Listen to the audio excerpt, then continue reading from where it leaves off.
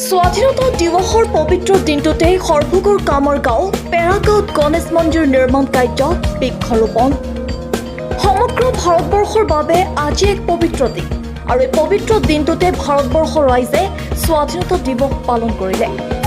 নিৰ্মাণ কমিটিৰ সভাপতি অৰবিন্দ বৰ্মন, সম্পাদক জিতু চৌধুৰী, নিৰ্মাণ কমিটিৰ তদাৰক অজিত দাস আৰু ৰাইজৰ তৎপৰতাত কাম চলি আছে।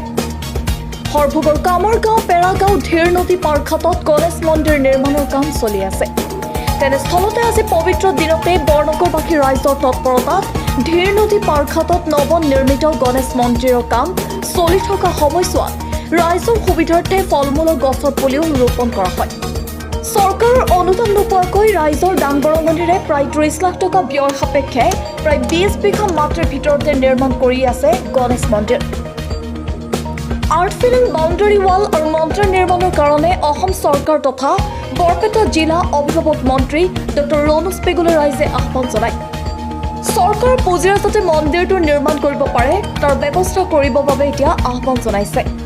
সৰভোগৰ পৰা ৰমেশ তালুকদাৰ ৰিপৰ্ট, সৰভোগ লাইভ 24। মই সকলোলৈ আমাৰ যি স্বাধীনতা দিৱস ৭৭তম স্বাধীনতা দিৱসৰ আন্তৰিক অভিনন্দন জ্ঞাপন কৰিছোঁ আৰু সকলোকে মই 15 আগষ্টৰ শুভেচ্ছা জ্ঞাপন কৰিছোঁ।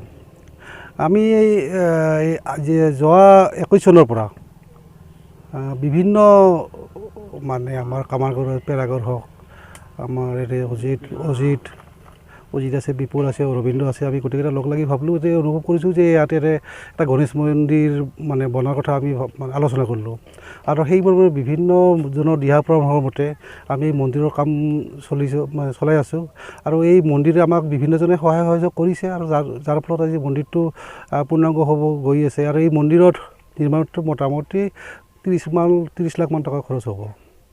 আৰু তাৰ লগতে আজি সংগতি ৰাখি যিহেতু আজি 15 আগষ্ট, তাৰ লগত সংগতি ৰাখি আমি আজি ইয়াত মানে ভৱিষ্যত যাতে মন্দিৰটো মানে ছাঁ পায় তাৰ কাৰণে আমি এই গছপুলি ৰোপণ কৰিছোঁ আৰু ল'ৰা ছোৱালীবিলাক যাতে ইয়াত আহি ফল মূল খাব পাৰে তাৰ কাৰণে ফল মূলৰ গছ ৰোপণ কৰিছোঁ।